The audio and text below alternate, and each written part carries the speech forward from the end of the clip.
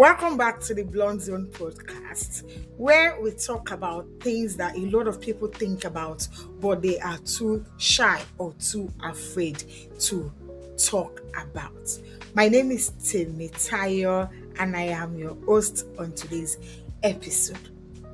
On today's episode, we'll be talking about how trauma affects intimacy and how unresolved trauma affects our life.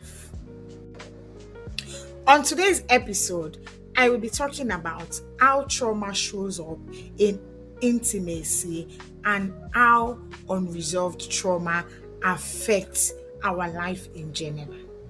Guys, today's topic is very, very sensitive, but I will love you to follow me up as we dive into trauma as a whole, how it shapes our life, how it affects intimacy, how it, redirects or restructure our entire personality. So guys, let's go. Today's episode is one many people feel, but they rarely have the language to describe it. How trauma shows up in intimacy.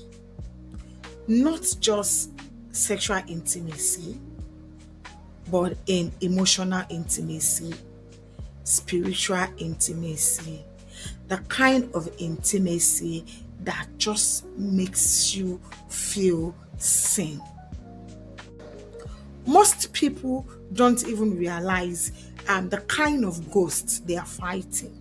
They think they are, arguing with their partner. They think they are fighting their presence. They think they are, fighting their current situation. Whereas what they are fighting is their past. Trauma is not just a memory. It's a body response.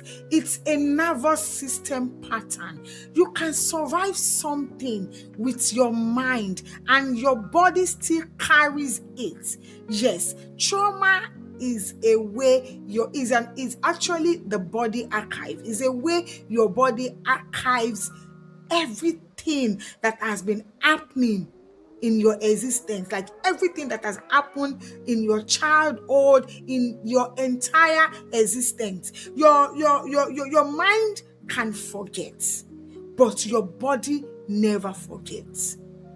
Your body stores it, and it's come back until it's been resolved. A lot of us are working and we don't even know. We have so much trauma to unpack. A lot of you a lot of you are depressed as a result of the trauma your body carries. A lot of you have terrible nightmares and you keep wondering, why is my brain not sleeping? You get to sleep at night, but your brain isn't sleeping, because when your body wants to sleep, when your mind wants to sleep, that is when your body, your brain reconnects with whatever that has been happening to you. So a lot of you have been battling depression and you keep wondering, what is wrong with me? What is wrong with me? It's your body response. It's your body telling you there's so many things that needs to, that you need to pour out. There's even some of you don't even remember a lot of things that have happened in your childhood, but your body still carries it. And as a result of that, you end up depressed, you end up frustrated, you end up with so many health complications you don't know how you come about it, or you can't even give account of how it's happening to you. This is why someone wants intimacy but freeze the moment they are touched. Not because they are cold, not because they do not love their partner or they do not feel They do not have feelings for their partner, but because their body never learned to feel safe. For some people, intimacy triggers panic. Some it triggers numbness. Some people immediately they are about to get intimate, their soul leaves their body. They dissociate, they drift, they disappear inside of themselves. And their partner interprets it as rejection or some kind of, something they can't explain. But it's not rejection. To them, it's actually protection. That's the only way their body remembers to react, to protect them. One thing trauma does in intimacy is it teaches the body to survive closeness by avoiding it entirely. That is one thing trauma does in intimacy. For some of you, you've been in a relationship where your partners touched you with love, but all you felt was fear. And for a lot of you, you grew up in homes where affection was unpredictable, where anger walked on two legs, where silence was a punishment, where love was earned, not given.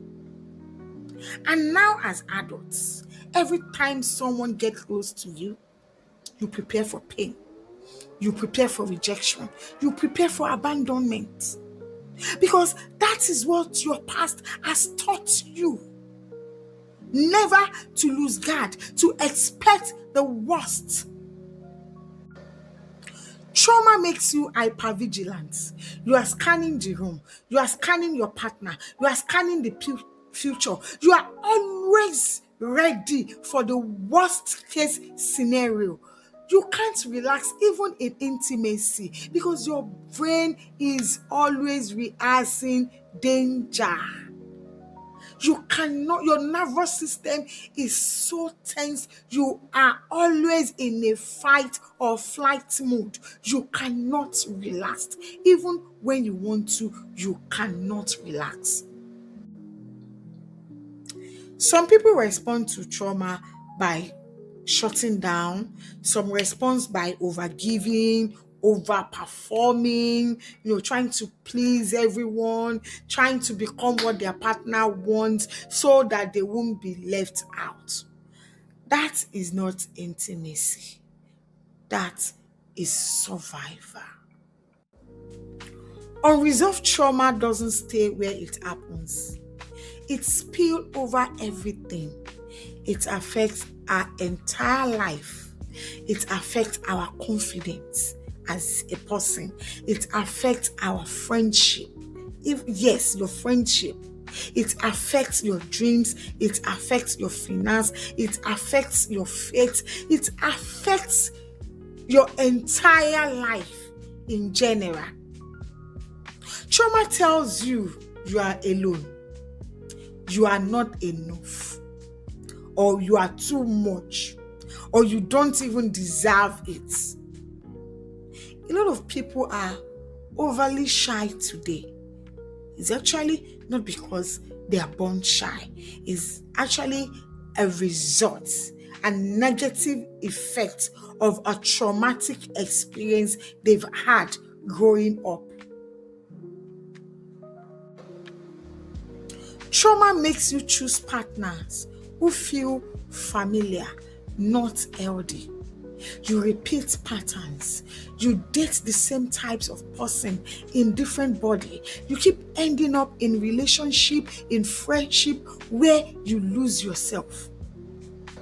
And just when you think it only affects your relationship, your intimacy, or your friendship, trauma affects everything. It creeps into your life, your career. Trauma makes you lose creativity. It steals your voice. It whisper, don't try it, you will fail. Trauma is one thing that whispers fear, whispers failure into your soul. Now, let's talk the paths to healing. Healing doesn't mean you forget. It means teaching your body a new story. It means learning to feel safe again, learning to trust again, learning to slow down, breathe, receive love without bracing for impact, learning to let go and just live, just not be bothered, not be protective, not be worried, not scan for dangers in anything or any situation, learning to be still in whatever situation, rewiring your nervous system to forget, to let go of the past, to teach and learn newness. And sometimes healing means leaving whatever that has hurt you. Sometimes healing means speaking your truth. Sometimes instead of running away from your emotion, healing means sitting with your emotion and work things out rather than distracting yourself with drugs, with work, with getting high or forgetting. Sometimes the best way to heal is to sit and walk through that pain, is to sit and walk through that anger, is to sit and walk through that bitterness, is to sit still and resolve whatever it is that has happened that is hurting you. Trauma may shape you, but it does not define you.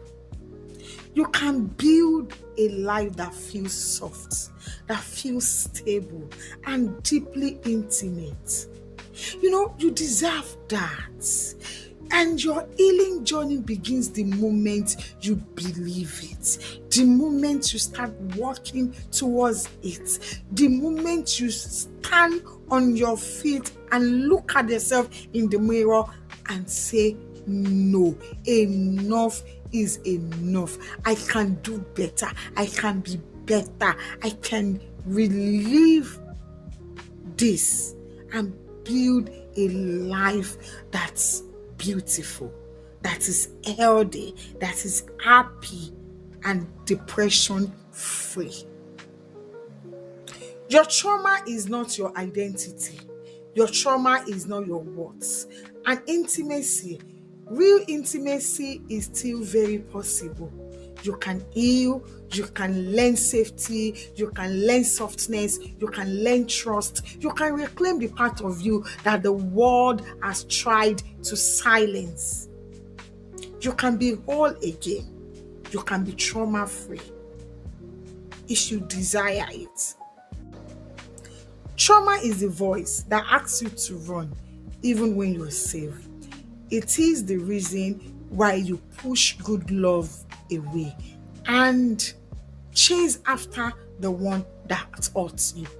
It is the reason you sabotage your friendship, your love, and your relationships.